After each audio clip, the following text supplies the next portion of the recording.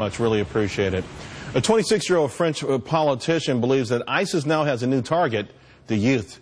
He claims that's why the terrorists targeted a restaurant, a bar, a concert, also the soccer stadium. So why would ISIS go after the millennials? Joining me now, Jillian Melcher, National Review reporter, and Saba Ahmed, Republican Muslim Coalition founder and president. Saba, I'll go to you first. ISIS has been extraordinarily successful wooing Westerners from both America and Canada and then Europe. Why now kill them in such a brazen way? ISIS has been perverting the religion of Islam to target disenfranchised Muslim youth in Europe and America. Obviously, most Muslims are very against their practices, but we have to get more active on social media. They're targeting youth.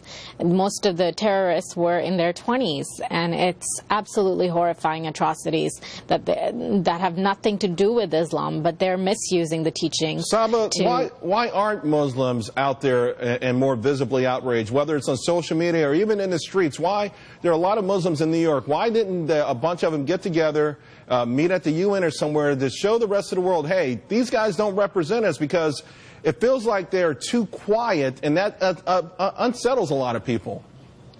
I understand, and we are doing what we can here in Washington, D.C. to raise awareness, to stand in solidarity with the French and with all victims of ISIS. Muslims actually are one of the largest victims of ISIS terrorism. We are standing very strongly against all of their atrocities, and we're doing what we can. I mean, we've held vigils in New York and in a lot of the major states around the U.S., but obviously more needs to be done. Muslims need to be active strongly, and that's why I'm here, and I hope we can continue that.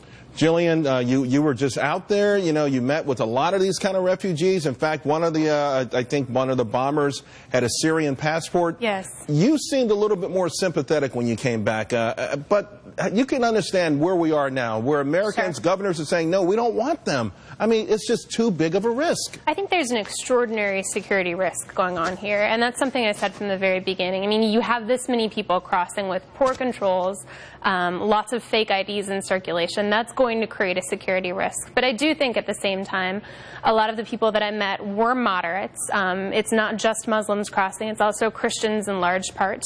And it's a much more diverse group of people than you think. So it really perhaps it's the heat of the moment, but what people are saying right now as they watch this shows, you don't know who was a Christian or not. And is there any way to even properly devise a vetting program? You know, there's no records in Syria. So what kind of vetting program could we actually have? And how do we justify 27-year-old, big strapping young men coming to this country while their women stay behind in harm's way? Yeah, I think this is not something that we're not going to find the simple solution if we look for it.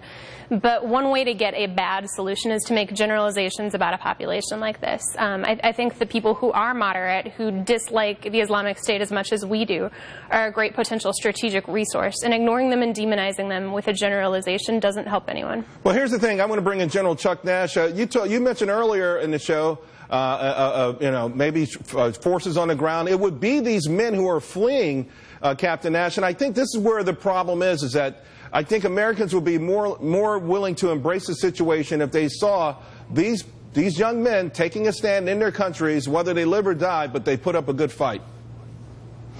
Yeah, absolutely. And, you know, the whole thing that you were just talking about, Charles, those neighborhoods that were attacked in the 10th and 11th districts in Paris, those were assimilated neighborhoods. They weren't some of the 670-some neighborhoods that have non-assimilated where public services don't go. I think the message here in these attacks against the young people, they're co-generationalists, was you have assimilated, you have now crossed the line, and this is apostasy. So if you're going to be an apostate, you're going to check into a secular society, then you're going to pay the price. You either join us or die. You know, Saba, to that point, I think the mastermind or the alleged mastermind, I think he was born in Belgium. I'm not sure, but I think I read that today. What do we do when we have the Boston bomber, whether it's the Boston bombers who come here at a very young age or someone born in a Western country who could mastermind such an atrocity? How does the West deal with that?